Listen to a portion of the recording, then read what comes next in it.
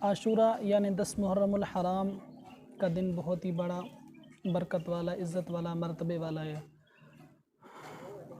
شیخ عبد الرحمن صفوری رحمۃ اللہ علیہ اپنی مشہور زمانہ کتاب نزہۃ المجالس میں ارشاد فرماتے ہیں کہ عاشورہ کا دن بہت بڑے فضائل والا ہے، کیونکہ اسی دن حضرت آدم علیہ السلام کو پیدا کیا گیا اور حضرت حوا رضی اللہ تعالیٰ عنہ کو بھی پیدا کیا گیا۔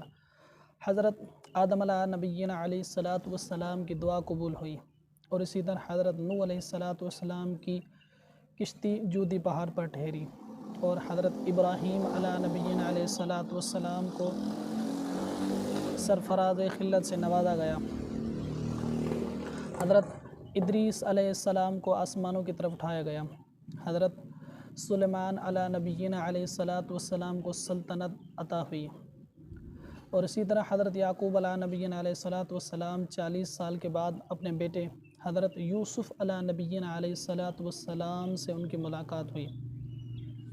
حضرت داؤد علیہ نبینا علیہ السلام کی توبہ قبول ہوئی۔ حضرت عیسیٰ علیہ السلام کو آسمانوں کی طرف اٹھایا گیا۔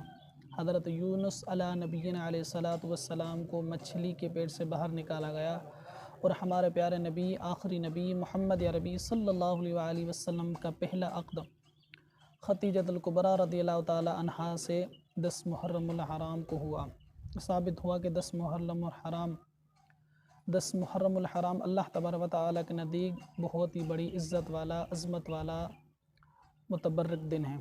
اسی لیے نبی پاک علیہ السلام کے پیارے نواسی سیدنا امام حسین، امام علی مقام، امام تشنا کام، سید الشہداء امام حسین رضی اللہ تعالیٰ عنہ کی شہادت کے لیے 10 محرم الحرام کا انتخاب ہوا۔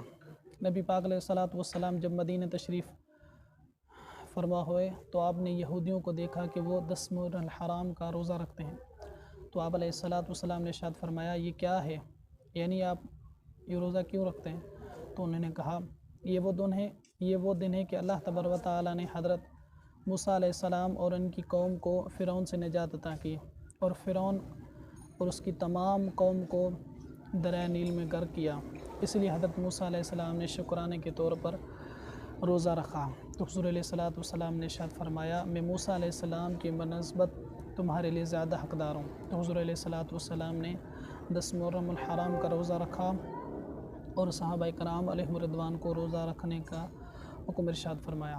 اسی طرح ایک اور حدیث شریف میں آتا ہے کہ نبی پاک علیہ السلام نے ارشاد فرمایا کہ مجھے اللہ تبارک و تعالیٰ سے امید ہے کہ اللہ تبارک و تعالیٰ عاشورہ کے ایک دن کا روزہ پچھلے سال بھر کے گناہوں کا کفارہ بن جاتا ہے۔ اور اسی طرح ایک روایت میں نبی پاک علیہ السلام نے ارشاد فرمایا کہ 10 محرم الحرام کا روزہ رکھو۔ صحابہ کرام علیہم رضوان نے عرض کیا یا رسول اللہ صلی اللہ علیہ وآلہ وسلم 10 محرم الحرام میں روزہ رکھنے میں کیا ہے، یعنی کیا حکمت ہے، کیا ثواب ہے؟ تو حضور علیہ السلام نے ارشاد فرمایا کہ اگر آئندہ سال میں حیات رہا تو 9 محرم الحرام کا روزہ رکھوں گا۔ اس سے علماء کرام رحمہ اللہ